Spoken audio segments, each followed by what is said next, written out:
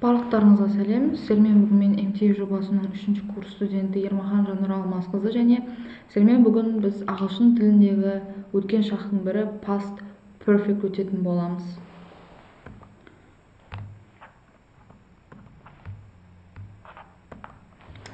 Ең алдымен past perfect дегеніміз не және қай кезде біз past perfect қолданамыз? When to use past perfect. Яғни ең алдымен біз past perfect'ті өткен шақтағы бір іс екінші істен бұрын болғанын көрсеткен кезде. Мысалға, I had finished my homework before I went out. Яғни, мен үй жұмысын сыртқа шықпас бұрын бітіріп қойдым. Келесі себеп, ол бізде себеп көрсеткенде. He was tired because he had worked a lot. Ол шаршаңқы болды, себебі ол өте көп жұмыс жасады. Яғни осы екі себепте қолданамыз. Келесі past perfect'ті біз қалай жасаймыз? Ең алдымен болымды сөйлемге тоқталайық. Болымды сөйлемде ең алдымен бізде subject болады. Subject'тан кейін бізде had және оған глагол және етістіктің үшінші формасы. Яғни I had finished. I ол бізде subject, had ол бізде грамматикалық глаголымыз, finish ол бізде етістік және соңында көріп тұрғандарыңыздай finishқа бізге ие жалғанады. Мысалға, келесі мысал she had gone. Яғни көріп тұрғандарыңыздай she ол бізде subject, had ол бізде грамматикалық структурамыз болып табылады, gone ол бізде go етістігінің үшінші формасы. Келесі болымсыз сөйлемдерді қалай жасаймыз? Ең алдымен subject, дәл солай тек had-қа біз бұл жерде not жалғайтын боламыз. Hadn't болып қысқарылады және verb-тің үшінші формасы. I hadn't seen him. Seen дегеніміз ол бізде see етістігінің үшінші формасы. Him ол бізде жай ғана subject болып қалып тұр, көріп тұрғандарыңыздай. I hadn't seen him. Мен оны көрген жоқпын. Сұрау сөйлемді қалай жасаймыз? Яғни had пен subject'тің орнына ауысады. Яғни сөйлеміміз had'тан басталады. Had plus subject plus verb 3. Яғни had you finished. Дәл солай had ол бізде грамматикалық структурамыз, you ол бізде subject, finish ол бізде етістік және көріп тұрғандарыңыздай ие жалғанған.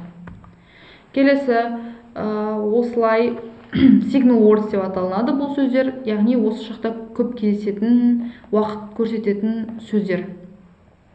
Before, after, when, by the time, already, just.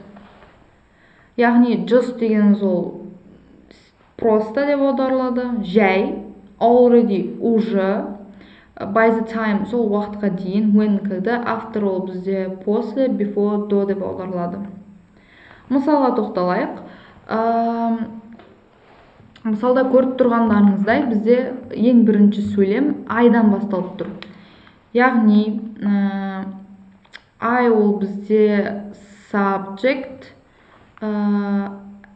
had ол бізде грамматикалық структурамыз, it ол бізде глагол, eaten дегенім ол бізде етістіктің үшінші формасында тұр. Дәл солай she ол бізде subject, had ол бізде грамматикалық структурамыз, do етістігінің үшінші формасы ол бізде done. They subject олар, had грамматикалық структурамыз, left деген ол бізде leave глаголының үшінші формасы. We ол бізде subject, had ол бізде грамматикалық структурамыз, seen ол бізде see'дің үшінші формасы болып табылады. Барлықтарыңызға түсінікті деп ойлаймын. Келесіде бірге практис жасасақ.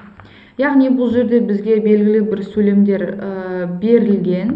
Яғни біз соларды дұрыс формада, яғни дұрыс формада етістіктерінің формасымен жазуымыз керек.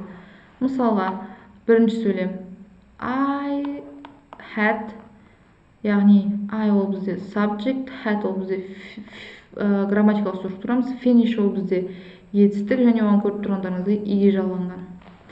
She had go'дың бізде үшінші формасы ол бізде gone болып өзгереді. She had gone home.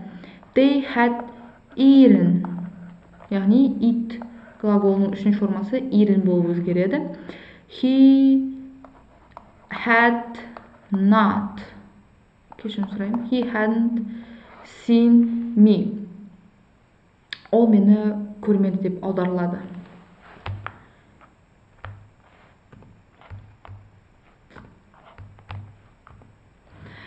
Егер де барлығы түсінікті болса, үй тапсырмасы ретінде өздеріңізге 5 болымды және 5 болымсыз 5 сұраулы, яғни past perfect'те жазып алуларыңызды сұраймын. Барлықтарыңызға рахмет. Бізге берілген уақыт осымен аяқталды. Келесі сабақтарда кездескенше.